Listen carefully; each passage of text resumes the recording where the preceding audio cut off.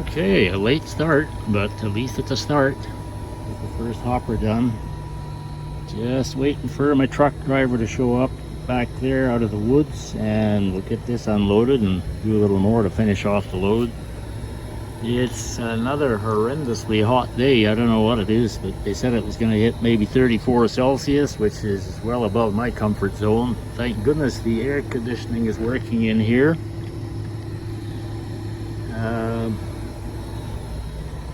Tomorrow's supposed to be a little bit less hot. I'm not going to say cooler, so that'll be an improvement. I hate putting this hot grain into the bin without aeration, but I also hate to let perfect combining weather go by. Really nice crop over here. That's the new variety Hodge wheat. I don't see a whole lot of difference from Brandon, which I grew before. Combine's working good. Keep my fingers crossed. Okay, I guess I will be back.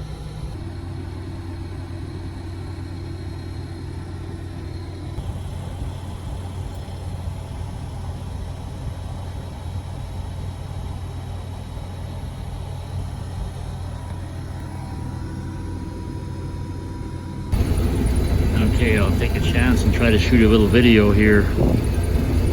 It's Tuesday, day 3, combining. Moving along here with the 1660 and the 22-foot straight header. Wheat's really dry, at least it was 2 days ago when I started here. Something like 10% moisture, I think. So temperature is finally down to a more manageable level. I believe we're closer to 70 degrees out there today than the 90 range we've been having for the last 2 or 3 days. Hopefully that's going to last and it's not going to rain. Anyway, I will put a lid on this little episode here, and I'll get back to you with the latest little incident of machinery breakdowns last night. So to be continued. Well, you can't hear it, but that's the sound of fine rain on the roof. Apparently we had 5 millimeters overnight, and there's more to come. 5 millimeters, for you not familiar with the metric system, is I don't know, somewhere around a 1/4 inch. Not a lot, but like I say, more to come. So I'm catching up on some indoor stuff. This is a pale sample of the wheat we were doing on the wildlife land. I'm going to do a moisture test here, but just out of curiosity, that has got to be just about the heaviest wheat I've ever seen here. 401 grams on this half-liter standard measuring cup. So it's heavy. I'm going to do a moisture test here and see just how dry it is. I know it was, well, there it is in black and white. It was 10.5 when we started on that quarter 3 days ago. Temperature 25. I think it was hotter than that, but we'll go with that. Anyway, I'll get testing here and let you know. Try the GoPro because I hate working with one hand. Yeah, I think I've done a video on this. You know what we need here is more light. The older you get, the more light you need. There you go. Okay, where was I now? Yeah, we got to calibrate. And we are just a little high.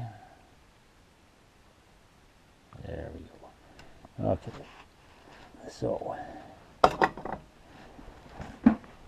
we take our 250 gram sample, dump it in the hopper without spilling any, and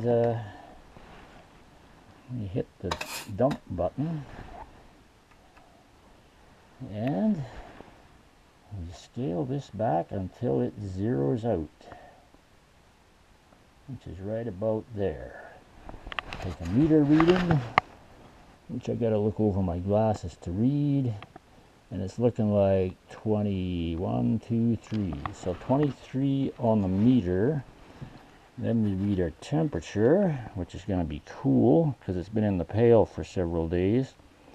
It's looking about, I'd call that 15 Celsius.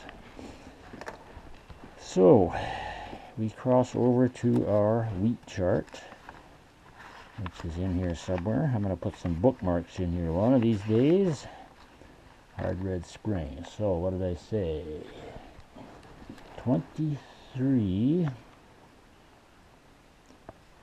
on the chart, and 15 degrees is looking like 10.4 moisture, which is really dry for wheat.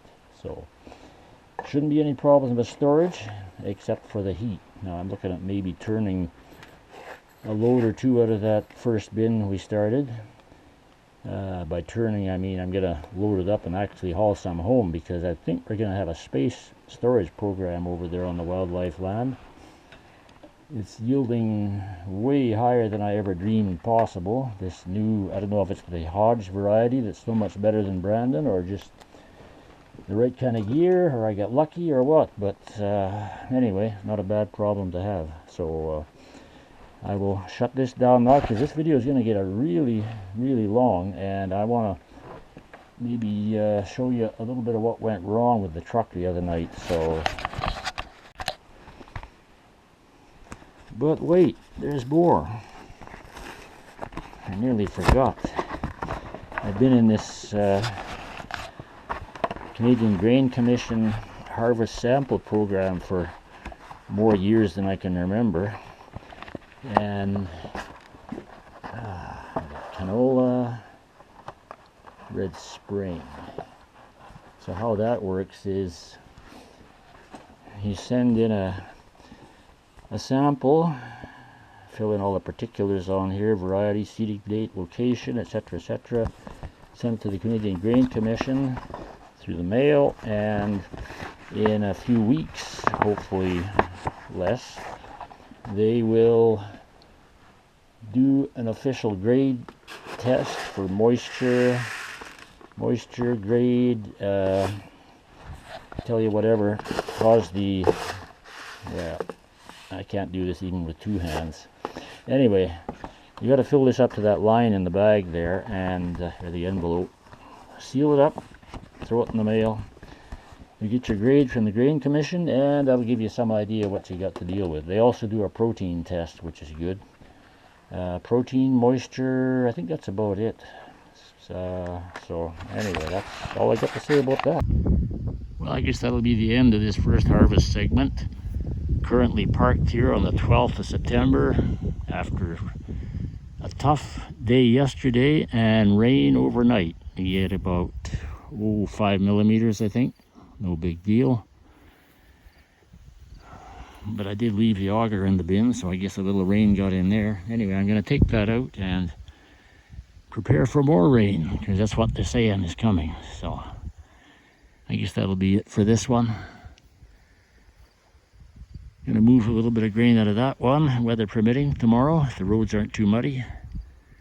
Other than that, we sit and wait for the weather to improve. Anyway, thanks for watching, and stay tuned for the next one from the Roosty 6 channel.